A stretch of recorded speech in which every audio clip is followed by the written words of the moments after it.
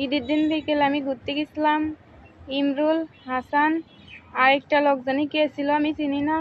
এরা তিনজন মিলে আমার চোখ মুখ বাঁধে আমারে গাড়িতে উঠায় কোন বাগানে নিয়ে গেছে। বাগানে নিয়ে যেয়ে সারা রাত নির্যাতন করে, মারধর করে, নির্যাতন করে পরে হচ্ছে গিয়ে সকালে আমার আম্মুরে ফোন দিছে,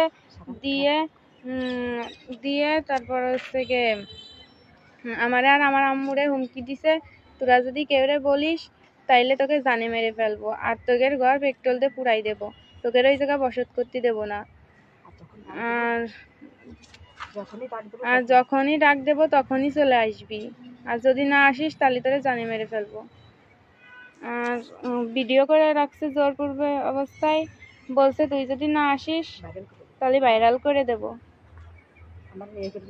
আমার এগের বিচার চাই, হাসান ইমরুলের বিচার চাই, ওদের ফাঁসি চাই। আমারে খুব নির্যাতন করছে, আমি ধৈর্য ধরতেই পারি না। আমি সারা রাত খুব কষ্ট পাইছি, ওরা আমারে খুব কষ্ট দিছে।